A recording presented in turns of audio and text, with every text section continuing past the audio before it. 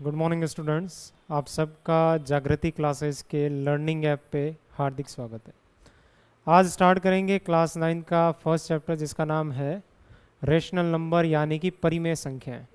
तो सबसे पहले अपन नंबर के बारे में डिस्कस करेंगे कि नंबर कितने टाइप के होते हैं। सबसे फर्स्ट टाइप है, चैप्टर का नाम लिख लेते हैं पहले,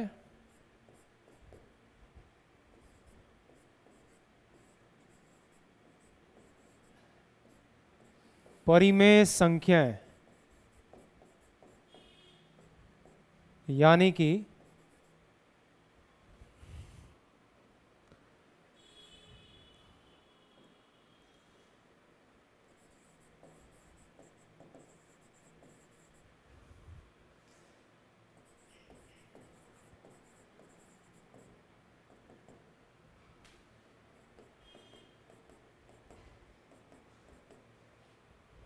नंबर सिस्टम में सबसे पहले अपन स्टडी करेंगे परिमेय संख्याओं के बारे में। परिमेय संख्याएं क्या होती है, उससे पहले परिमेय संख्याएं पढ़ने से पहले उसका बेसिक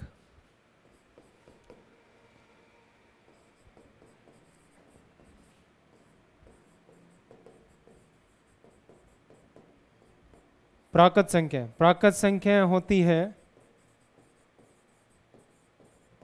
नेचुरल नंबर। अब सबसे पहले नेचुरल नंबर क्या होते हैं? नेचुरल नंबर वो नंबर होते हैं जो कि स्टार्ट होते हैं 1 से और जाते हैं इनफाइनाइट यानी अनंत तक। प्राकृत संख्याएं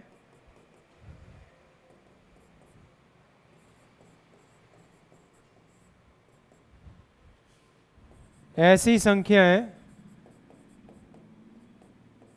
जो 1 से शुरू होकर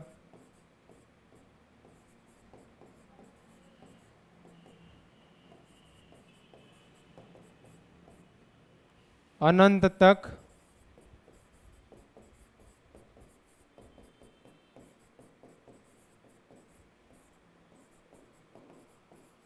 प्राकृत संख्याएं कहलाती है। यानी कि ऐसी संख्याएं जो कि स्टार्ट तो होगी 1 से, बट उसका कोई एंड नहीं होगा, यानी कि अनंत तक जाएगी, तो वो संख्या कहलाएगी प्राकृत संख्या। अब प्राकृत संख्याओं को डिनोट किया जाता है इसे n से निरूपित किया जाता है या फिर कैपिटल N से लिखा जाता है। तो कैपिटल N हो जाएगा आपका 1 2 3 4 अप टू इनफाइनाइट। यानी कि ऐसी संख्याएं जो कि 1 से स्टार्ट होगी और इनफाइनाइट तक जाएगी प्राकृत संख्याएं कहलाएगी, जिसे अपन नेचुरल नंबर भी कहते हैं। अब प्राकृत संख्याओं के बाद, अच्छा, इस प्राकृत संख्याओं में अगर मैं जीरो ऐड कर दूं, इन प्राकृत संख्याओं में अगर जीरो ऐड कर दूं तो वो संख्याएं बन जाएगी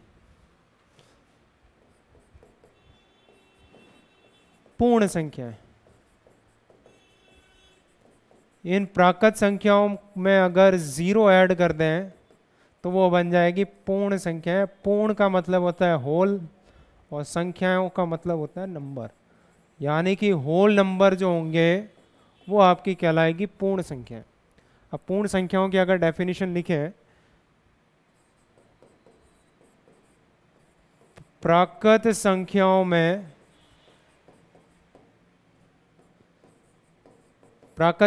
में जीरो जोड़ने पर,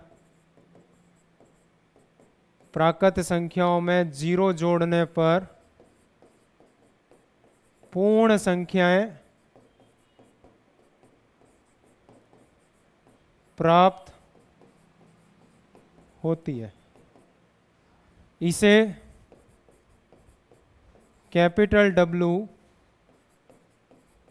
से लिखा जाता है। यानी कहने का मतलब है कैपिटल W जो होगा वो 0 से स्टार्ट होगा, कैपिटल W जो है।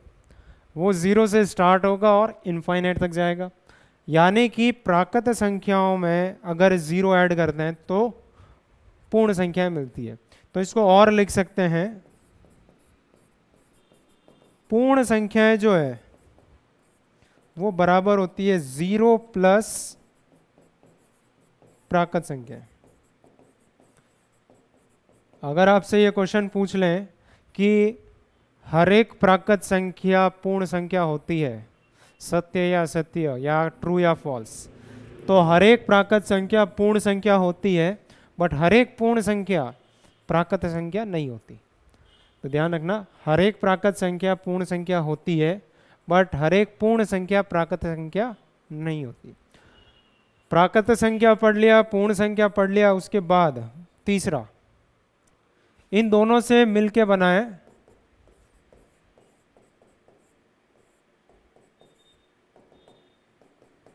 पूर्णांक। पूर्णांक को और कहते हैं इंग्लिश में इंटीजर्स।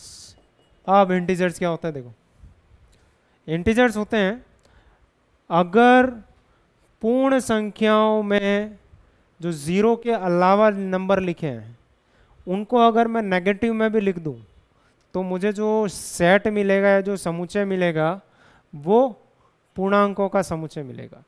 या दूसरी लैंग्वेज में, प्राकृत संख्याओं को पॉजिटिव और नेगेटिव दोनों में लिख के उसमें 0 ऐड कर दूं तो जो संख्या मिलेगी वो मेरी इंटीजर या पूर्णांक होगी।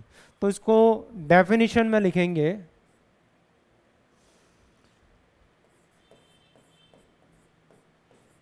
पूर्ण संख्याओं को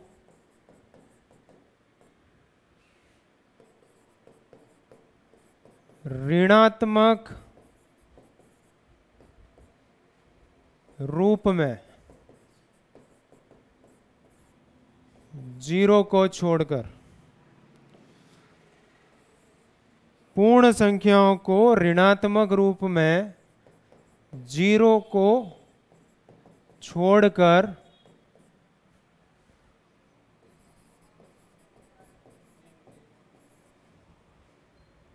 धनात्मक के साथ लिखा जाए तो पूर्णांक प्राप्त होते हैं। यानी कि पूर्ण संख्याओं को धनात्मक के साथ ऋणात्मक में भी लिखें, बट ऋणात्मक में 0 के आगे माइनस मत लगा देना। धनात्मक तो पूरा चलेगा 0 से लेकर अनंत तक, बट 0 के अलावा जो भी नंबर है उनको अगर ऋणात्मक फॉर्म में लिखें तो जो नंबर मिलेंगे वो आपके पूर्णांक होंगे। पूर्णांक को रिप्रेजेंट किया जाता है कैपिटल आई। इसे कैपिटल आई से लिखा जाता है। अब कैपिटल आई क्या होगा यहाँ पे? कैपिटल आई होगा ऋणात्मक फॉर्म में -3, -2, -1, उसके बाद में होल नंबर। ऋणात्मक फॉर्म में -3, -2, -1, उसके बाद में 0 से लेके उसके बाद वाला ये सारा का सारा होल नंबर। कहने का मतलब है होल नंबर 0 को छोड़ के बाकी सारे नंबर को नेगेटिव में भी लिख दूं तो जो मुझे रिजल्ट मिलेगा वो मिलेगा इंटीजर, यानी कि पूर्णांक। प्राकृत संख्या, पूर्ण संख्या और पूर्णांक, इन तीनों के बाद आता है सबसे इंपॉर्टेंट परिमेय संख्या। पूरा चैप्टर जो है परिमेय संख्याओं से मिलके बना है। परिमेय संख्याओं का पता लगाना यहाँ पे ज़रूरी है, यानी कि पता होना चाहिए कि परिमेय संख्या कौन सी होगी और कौन सी नहीं होगी। अब सबसे पहले परिमेय संख्या होती क्या है? ऐसी संख्या है जिसको मैं अंश और हर के रूप में लिख सकूं। ऐसी संख्या है जिसको मैं अंश और हर के रूप में लिख सकूं, जहाँ पे पहली कंडीशन, अंश और हर दोनों मेरे इंटीजर होंगे। अंश और हर मेरे दोनों क्या होंगे? इंटीजर। सेकेंड कंडीशन, जो हर होगा वो कभी भी जीरो के इक्वल नहीं होगा। तो यहाँ पे मैं इसकी डेफिनेशन लिखता हूँ। ऐसी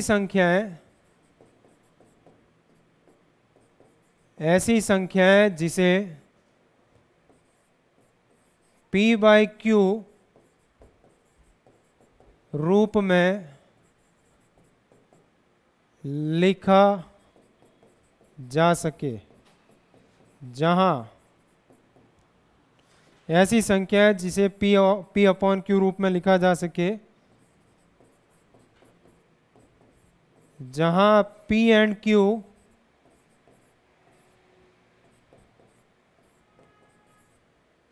पूर्णांक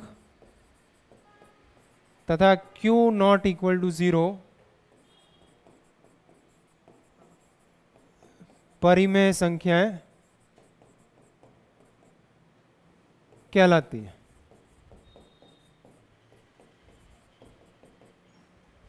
ऐसी संख्याएं जिसे P अपॉन क्यू रूप में लिख सकते हैं। P अपॉन क्यू रूप में तो लिख दिया, जहां पे P और Q दोनों जो होंगे वो पूर्णांक होंगे, यानी कि इंटीजर होंगे। अच्छा, पूर्णांक होने के बाद Q जो होगा वो कभी भी जीरो के इक्वल नहीं होगा। एग्जाम्पल,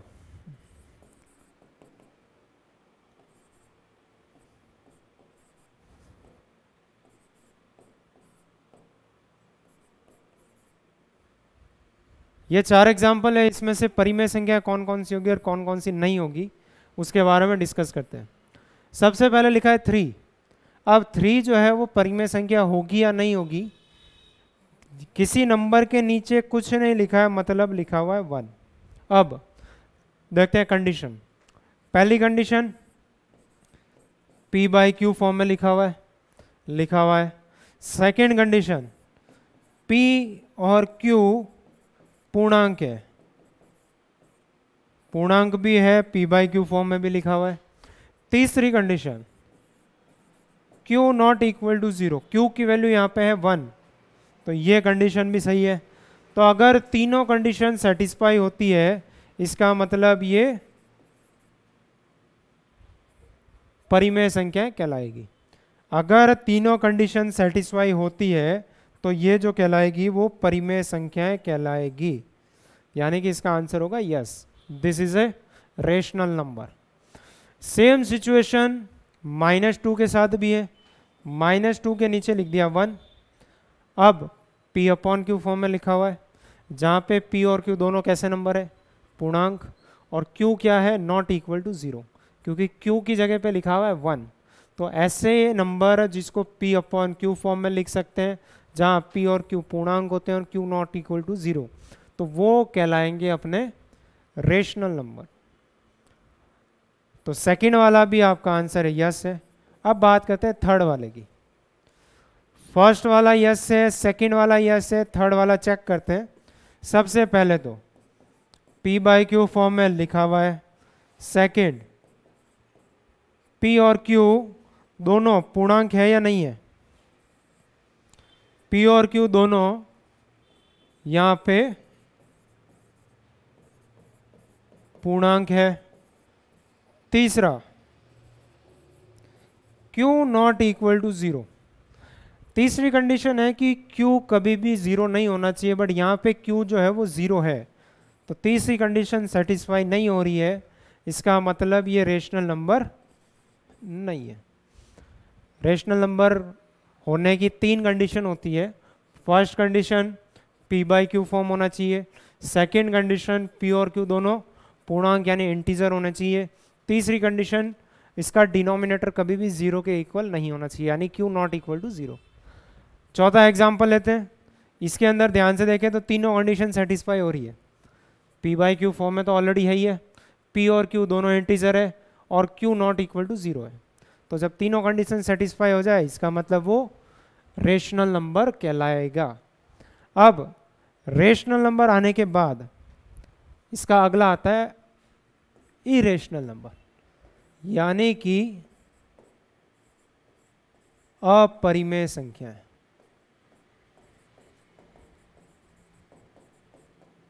अपरिमेय संख्या। अपरिमेय संख्याएं को इंग्लिश में बोलेंगे इरेशनल नंबर। इरेशनल नंबर क्या होते हैं? ऐसी संख्याएं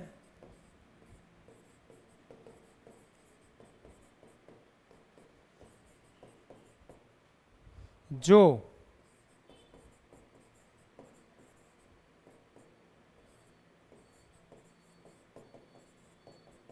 ऐसी संख्याएं जो परिमेय नहीं है,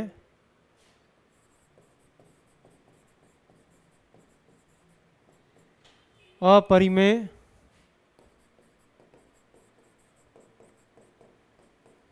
अपरिमेय संख्याएं कहलाती है।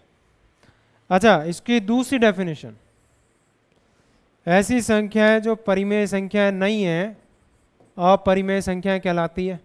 यानी कि मैथमेटिक्स के अंदर सिर्फ और सिर्फ दो संख्याएं होगी, परिमेय और अपरिमेय। जो परिमेय नहीं होगी वो अपरिमेय होगी, या जो अपरिमेय नहीं होगी वो परिमेय होगी। यानी रेशनल और इरेशनल दो ही नंबर होते हैं। जो रेशनल होगा वो इरेशनल नहीं होगा, या जो इरेशनल होगा वो रेशनल नहीं होगा। दूसरी डेफिनेशन,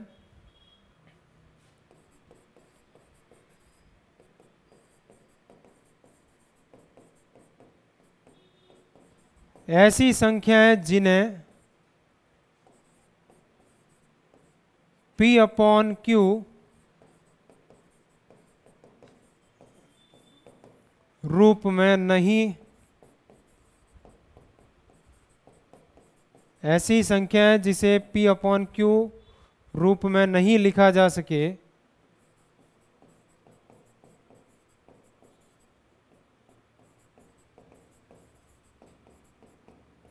अपरिमेय संख्याएं कहलाती है। अब इसके एग्जाम्पल, जैसे यहां पे लिख दिया √2/3, यहां पे लिख दिया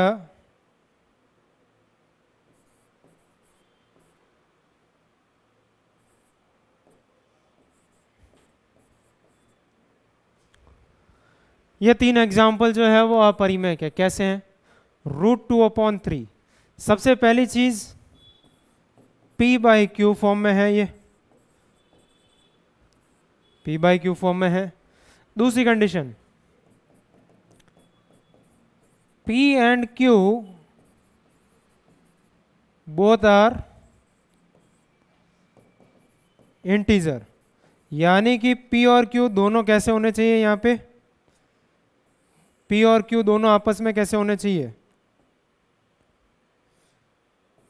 P एंड Q यहां पे दोनों होने चाहिए पूर्णांक। अब P तो पूर्णांक नहीं है बट Q है, बट कंडीशन क्या कहती है? दोनों की दोनों होने चाहिए। तो ये पूर्णांक नहीं है, इसका मतलब ये रेशनल नंबर यानी कि परिमेय संख्या नहीं है। अच्छा, ये परिमेय नहीं है तो कौन सी होगी? अपरिमेय संख्या। अगर ये परिमेय नहीं होगी तो ये हो जाएगी आपके अपरिमेय संख्या यानी कि इरेशनल नंबर। तो ध्यान रखना, जो नंबर रेशनल नहीं होंगे वो इरेशनल कहलाएंगे, या जो इरेशनल नहीं होंगे वो रेशनल कहलाएंगे।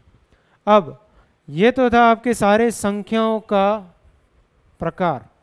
कौन कौन सी संख्याएं पढ़ी? सबसे पहले प्राकृत संख्याएं जो 1 से स्टार्ट होती है और अनंत तक जाती है। सेकंड, पूर्ण संख्याएं जो अगर मैं प्राकृत संख्याओं में 0 ऐड कर दूं, प्राकृत संख्याओं में अगर 0 ऐड कर दूं तो वो मेरी बन जाएगी पूर्ण संख्या। प्राकृत संख्याओं में 0 ऐड करने का मतलब है अगर नेचुरल नंबर के अंदर 0 ऐड कर दिया then it becomes whole number. तीसरी संख्या हो जाएगी आपकी पूर्णांक। पूर्णांक का मतलब क्या है? पूर्णांक का मतलब है अगर मैं होल नंबर यानी कि पूर्ण संख्याओं के जो नंबर है उनको अगर मैं नेगेटिव फॉर्म में भी लिखूं, 0 को छोड़ के, यानी 0 अपनी जगह पे है, उसके बाद वाले सारे नंबर को मैं नेगेटिव में भी लिखूं तो वो जो सारे नंबर बनेंगे वो सारे के सारे कहलाएंगे पूर्णांक यानी कि इंटीजर। अब चौथा अपन ने पढ़ा था रेशनल नंबर यानी कि परिमेय संख्याएं। ऐसे नंबर जिसको p बाई क्यू फॉर्म में लिख सकते हैं। दूसरा, p और q दोनों इंटीजर होने चाहिए। तीसरा, q नॉट इक्वल टू 0 होना चाहिए। जिसको p अपॉन q फॉर्म में नहीं लिख सकते या जो रेशनल नहीं होंगे वो अपने होंगे इरेशनल नंबर। तो ये थे टोटली मेन टाइप के नंबर। अब सबसे लास्ट में आ जाता है आपका रियल नंबर।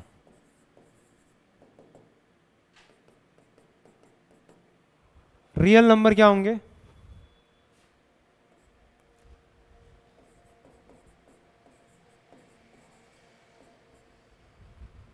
परिमेय व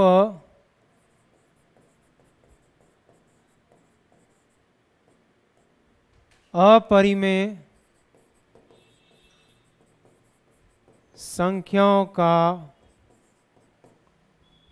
समुच्चय, समुच्चय कह सकते हैं या मिश्रण कह सकते हैं,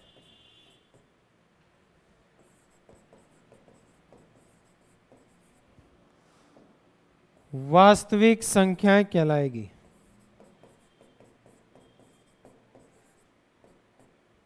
संख्याओं का समुच्चय या मिश्रण वास्तविक संख्याएं कहलाती है। यानी कि परिमेय व अपरिमेय संख्याओं का जो समुच्चय होगा या मिश्रण होगा वो आपका कहलाएगा वास्तविक संख्याएं। इसको हमेशा लिखा जाता है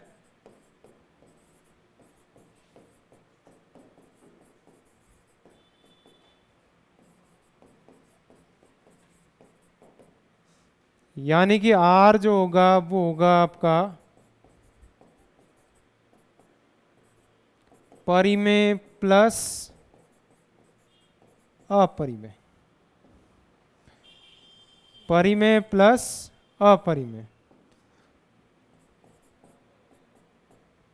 यानी कि परिमेय और अपरिमेय संख्याओं का जो समुच्चय होगा वो अपना कहलाएगा वास्तविक संख्या।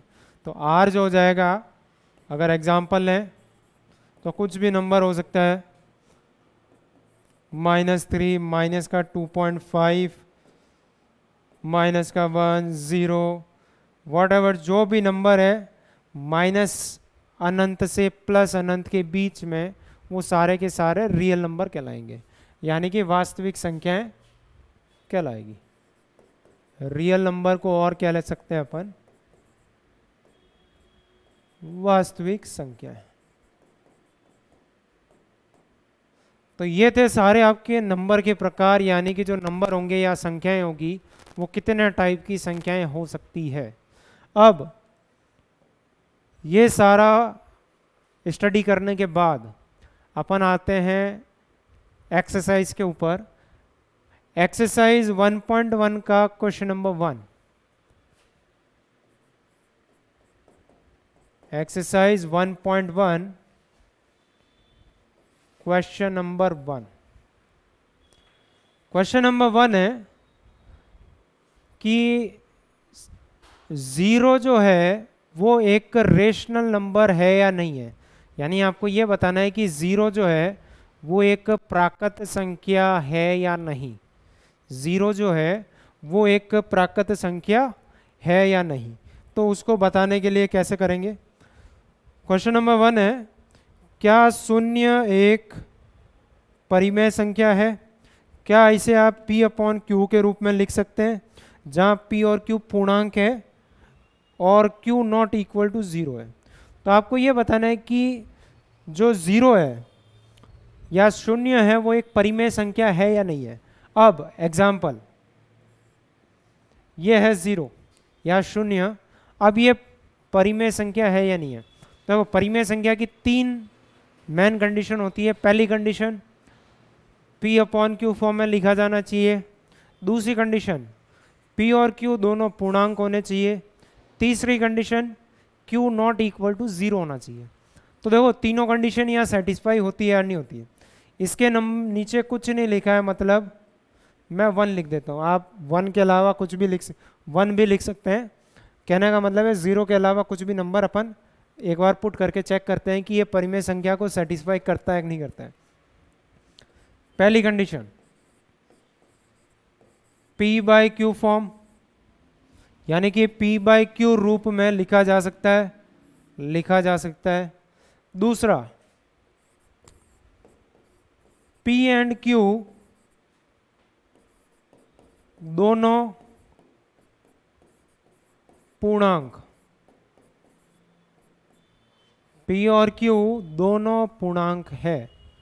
यहां पे चेक करते हैं, ये और ये है P, ये है Q। अब चेक करते हैं दोनों की दोनों पूर्णांक है या नहीं है। तो दोनों के दोनों पूर्णांक है, क्योंकि 0 भी एक पूर्णांक होता है और 1 भी एक पूर्णांक होता है। तो 0/1 दोनों पूर्णांक है। तीसरा, Q नॉट इक्वल टू 0। अब Q की वैल्यू जो है वो 0 नहीं होनी चाहिए, यहाँ पे 0 नहीं है, तो इसका मतलब तीनों कंडीशन सेटिस्फाई हो रही है। इसका मतलब यहाँ पे 0 एक परिमेय संख्या है। तो यहाँ पे नीचे क्या आंसर लिखेंगे? हाँ, 0 एक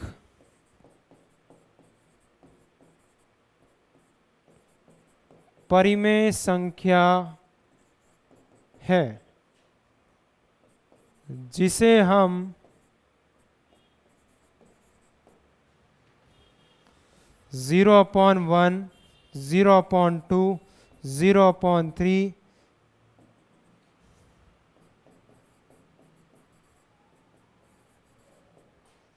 किसी भी रूप में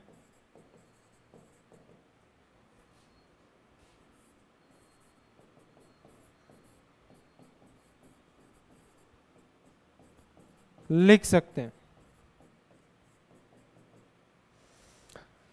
0 एक परिमेय संख्या है जिसे हम 0/1, 0/2, 0/3, आप चाहो तो डिनोमिनेटर में कोई भी नंबर ले सकते हो। मैं चाहूँ तो 0/100 ले लूँ, 0/200, वो सारा भी परिमेय संख्या को डिनोट करेगा। तो ये था पहला क्वेश्चन जिसमें आपको ये बताना था कि 0 एक परिमेय संख्या है या नहीं है। तो 3 कंडीशन देखी, वहाँ से आपको पता चल गया कि 0 एक परिमेय संख्या है। अब बात करते हैं सेकंड क्वेश्चन की। दूसरा क्वेश्चन है आपका जो कि इंपॉर्टेंट क्वेश्चन है। सेकंड क्वेश्चन है, 3 और 4 के बीच में 6 परिमेय संख्याएं लिखिए। दूसरा क्वेश्चन है 3 और 4 के बीच में 6 परिमेय संख्याएं लिखिए। अब इंपॉर्टेंट क्वेश्चन है क्वेश्चन नंबर 2। 3 और 4 के बीच में 6 परिमेय संख्याएं लिखिए।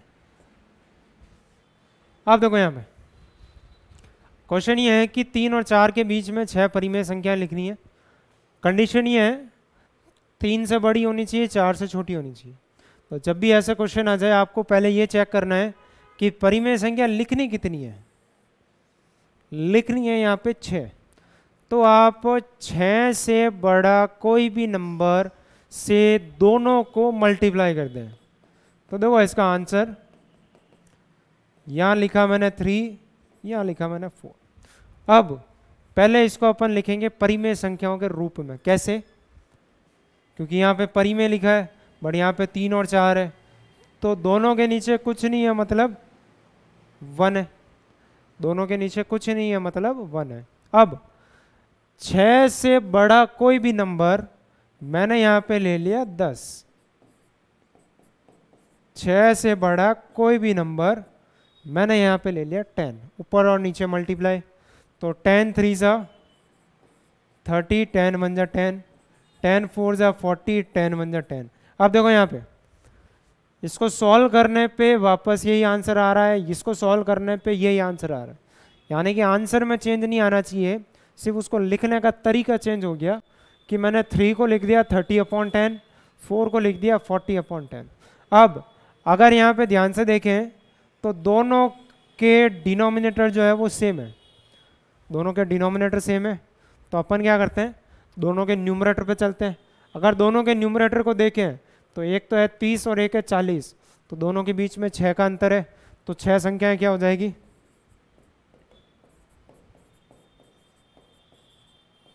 6 परिमेय संख्याएं।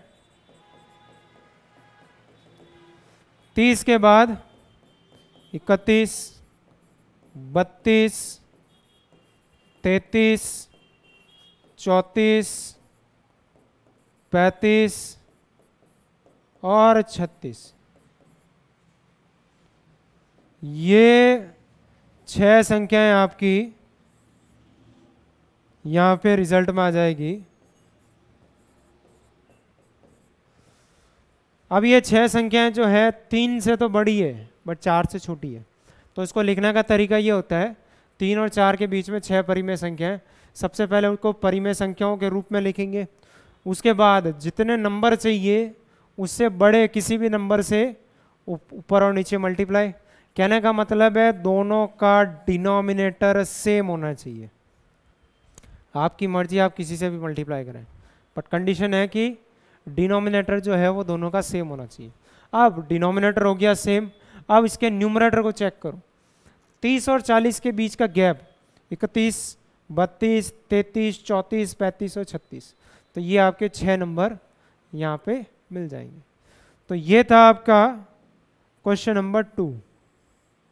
अब क्वेश्चन नंबर 2 के बाद क्वेश्चन नंबर 3।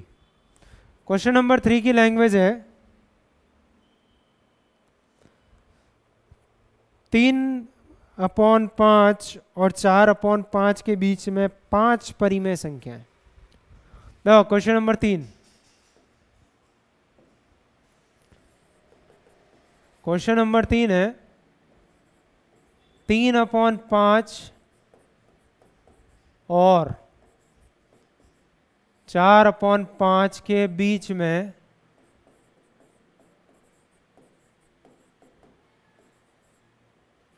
5 परिमेय संख्या लिखिए।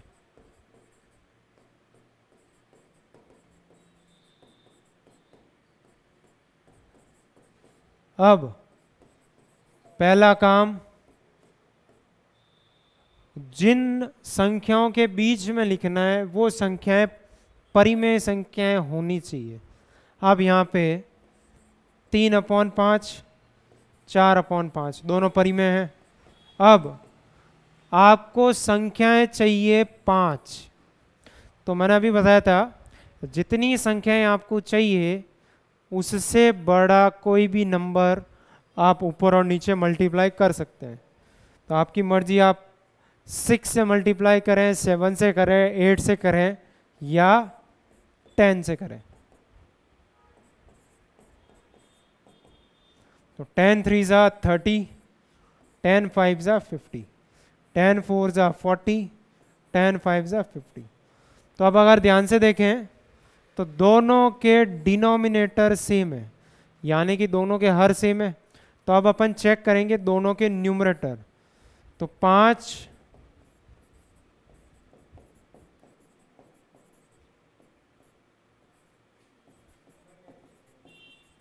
परिमेय संख्या क्या होगी,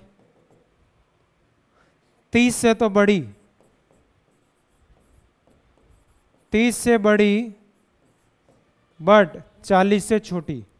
तो 31, 32, 33,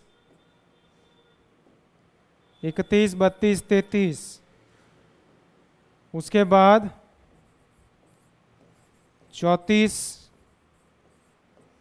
उसके बाद 35। तो ये 5 संख्याएं जो है ये 3/5 और 4/5 के बीच में 5 परिमेय संख्या हो जाएगी। तो परिमेय संख्या वाले क्वेश्चन जब भी आए, पहला काम दोनों का डिनोमिनेटर सेम होना चाहिए।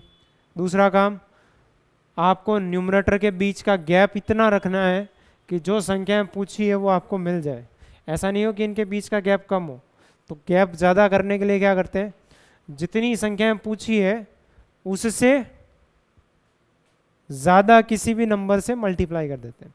अच्छा, एक इसी के ऊपर बेस्ड क्वेश्चन और करते हैं जो कि इनसे अलग है।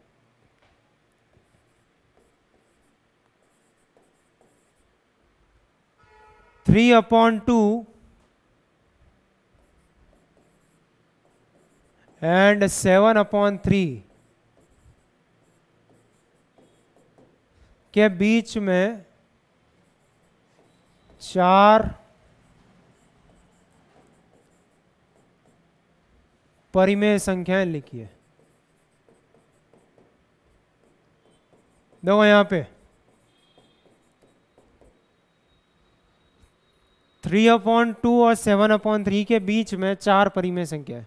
अब इस क्वेश्चन को अगर आप देखें तो ये वाला क्वेश्चन जो है थोड़ा सा सेकंड वाले से और सेकंड और थर्ड जो किया था उससे अलग है। अब अगर इसके डिनोमिनेटर यानी कि इसके हर को देखें तो यहाँ पे एक का हर है 2 और एक का हर है 3।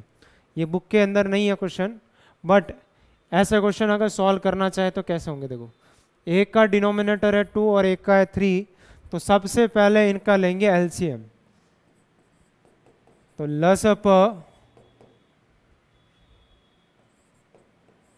तो 2 और 3 का एलसीएम सबसे पहले 2 की टेबल से, फिर 3 की टेबल से। तो लसप हो गया इसका, यानी कि एलसीएम हो गया 6। अब दूसरा स्टेप, दोनों नंबर को लिख दिया यहाँ पे 3/2 7/3। अब पहला काम ये होना चाहिए कि इसके एलसीएम जो है इसके डिनोमिनेटर में आना चाहिए, यानी कि इसका जो लसप लिया है वो दोनों के डिनोमिनेटर में होना चाहिए। अब डिनोमिनेटर में कैसे होगा, देखो डिनोमिनेटर में होने के लिए इसको किसी नंबर से मल्टीप्लाई करना पड़ेगा।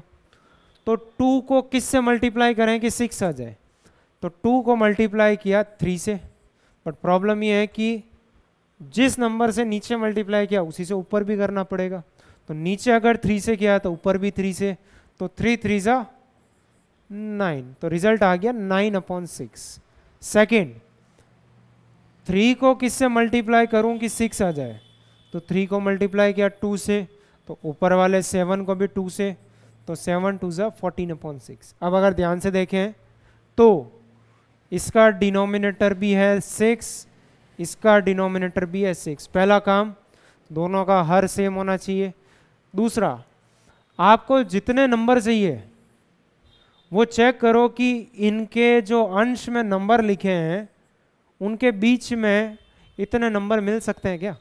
9 और 14 के बीच में 4 नंबर चाहिए, तो 10 11 12 और 13, तो 4 नंबर अगर मिल रहे हैं तो आगे किसी भी नंबर से मल्टीप्लाई करने की ज़रूरत नहीं है।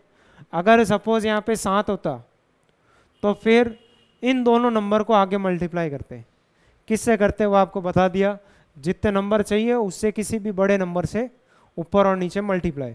तो यहाँ पे अपने 9 और 14 के बीच में 4 अलग अलग नंबर मिल जाएंगे, तो यहाँ पे आंसर हो जाएगा 4